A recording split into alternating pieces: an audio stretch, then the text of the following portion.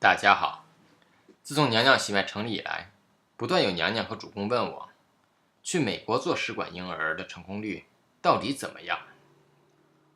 我听这家机构说自己成功率很高，号称业界第一，又听另一家机构说自己是全美最佳。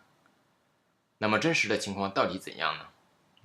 今天呢，就给大家介绍一款预测试管婴儿成功率的神器，它简单易用，靠谱可信，而且呢是完全免费的。您掌握这一手，就再也不怕被人忽悠了。那好，我们开始。首先打开浏览器，在地址栏输入3w.sart.org，然后就进入这个网站了。它是 SART 联盟的网站。SART 呢是美国辅助生育技术协会，是美国该领域最具影响力的协会组织。这个网站里呢有很多有趣的内容。今天呢，我们就直接从成功率预测开始。在这里 Predict my success， 我们直接点 Go。 好，就打开新的这个页面。首先呢 SART 要介绍一下自己这个应用的来历。它呢是 SART 历经10年的数据积累，从32万名受治疗的女性和50万个试管婴儿周期中得来的，所以它还是靠谱可信的。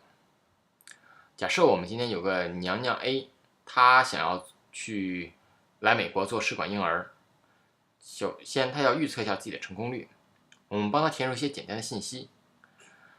首先呢，第一份信息是 background and reproductive history， 就是个人信息和治疗历史。第一个问题是问年龄，我们假设她年龄是37岁。第二个问题呢是问身高，有2个选择，一个是 feet 英尺，一个是 meters 米。我们比较熟悉米，那我们就选米。然后假如他身高是1.65米。在下面的问题呢是 how much do you weigh， 问体重。也是一样，有2个选择，一个是磅，一个是公斤。这里我们选公斤，它体重假如说是54公斤。好，在下面呢是 how many prior pregnancies have you had， 问之前有过几次怀孕经历。假设他想生2胎，那么他以前有过1次怀孕经历。好，在下面呢是 how many prior full-term births have you had， 问之前有过几次足月的生产经历。足月呢就是大于等于37周，因为他以前有过有个孩子，所以我们选1。好，这部分就结束了。下面呢是 diagnosis， 是病因选择。这里呢我们详细讲解一下。第一个选择是 I don't know my diagnosis， 我不知道我的病因。如果您是不知道自己的病因，我们建议您先去医院做个详细的检查，清楚自己的病因之后，做的预测结果才会更准确。第二个呢是 male factor， 指男性因素，其中呢包括精子的数量稀少、活力不足、形态畸变和染色体变异等。在下面是 endometriosis， 是子宫内膜异位症。在下面是 ovulation disorders， 是排卵障碍。它分为3种类型。第一种呢是内源性的激素水平低下，第二种呢是多囊卵巢综合症，第3种呢是卵巢功能衰竭。您如果有其中任何一项，就可以勾选这个条目。在下面是 diminished ovarian reserve， 是卵巢储备功能下降，这是一个严重而又不可逆的病因。简单来说，就是成熟卵泡的数量不足，找不到好用的卵子来怀孕。也许您实际年龄只有30岁，可是卵巢已经37、38岁了，找不到成熟的卵泡，往往只能通过借用他人的卵子来怀孕。所以我们建议27岁以上的女性每年做一次 AMH 和 FSH 的检查，如果有发现有衰退的迹象，建议尽快冷冻卵子。在下面是 uterine factors， 这子宫问题，常常表现为就是子宫肌瘤。在下面呢是 tubal ligation， 就是输卵管结扎。在下面是 tubal hydrosalpinx， 这是一种常见的输卵管炎症，叫做输卵管积水，这是一种慢性的，它呢通常是由急性输卵管炎症治疗不彻底、不及时引起的。在下面是 any other tubal problem， 是其他的输卵管问题，包括输卵管堵塞等。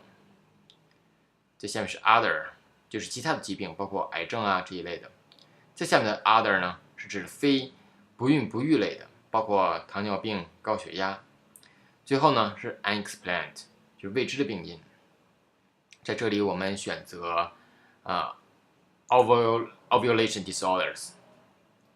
最后一个问题就是 Do you plan to use your own eggs or donor eggs？ 是问计划使用自己的卵子呢，还是捐助的卵子？这里我们选自己的卵子，就是 my own eggs。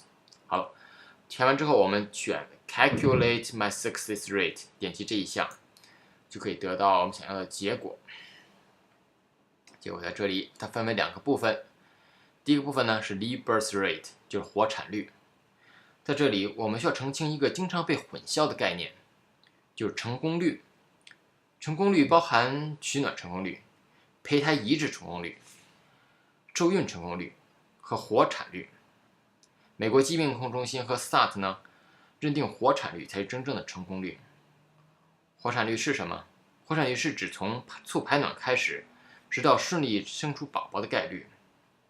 我们来看看娘娘 A 它的活产率，在这方框里面，第一行是 probability of a live birth after one cycle， 就说一个周期后它的活产率是 37%。第二呢，就是2个周期之后它的活产率是 59%。请注意，这是一个累积性的，包括第一和第二次。下面呢 3 cycle 是 72%。由此可以见到试管婴儿周期越多，它活产率就越高，也就是说生出宝宝的几率也就越高。但是不意味着每个人都要做那么多周期，这要根据你的个人情况和财政情况决定。有些IP 呢，做1个周期就可以生出健康的宝宝。下一部分的结果呢是 multiple embryo transfer and risk of multiple births， 就说多胚胎移植和多胚胎生产的风险。这里呢，我们还需要再明确一个常常被误导的选择。一些机构呢，为了迎合客户的心理，鼓励大家去做双胞胎或龙凤胎。但是一个负责任的辅助生育机构会诚实的告诉您，在1个周期内移植1个胚胎，生1个宝宝是最安全、最健康和最理想的方式。SAT 呢，在这里有一个具体数据，就是与单胞胎相比，双胞胎和3胞胎造成宝宝的致死率会提高4倍和13倍。所以呢，我们还是要审慎对待胚胎移植的数量。A 娘娘的这个数据在这里 ，one cycle with a one embryo， 就是说1个周期内移植1个胚胎，它的活产率呢是 38%， 它的风险呢是 1%。下面 two cycle with a one embryo， 就是做2个周期，每个周期呢移植1个胚胎，它的活产率呢提高到 54%， 而风险呢仍旧控制的比较低，是 2%。相比较而言，如果是 one cycle with a two embryos， 就说1个周期内移植2个胚胎，它的活产率呢还是有所提高，达到 47%， 但是它的风险呢却提高到 31%， 相当于提高31倍。所以当您有多枚优质的胚胎需要决定移植数目时，您要客观地评估您的身体状况、胚胎质量、子宫环境等各方面因素。如果一切都很好，您可以尝试做一下双胞胎或龙凤胎，不然我们建议您还是三思而后行。好了，到这里呢，这个简单实用的试管婴儿成功率预测应用我们就介绍到这里。相信大部分的娘娘和主公都已经学会使用了。但如果您还是不太确定如何使用，或者不太清楚如何分析结果，还有一个更简单的办法，就是联系我们娘娘喜脉。关注我们的微信公众号，在后台留言给我们，我们的工作人员呢会在第一时间联系您，只需要5分钟就可以帮您预测试管婴儿的成功率。最后呢，也许有的娘娘或主公会问，我的成功率不高啊，有什么办法能提高一些？当然是有的，但因为本期时间有限，请您呢继续关注我们，我们下次揭晓。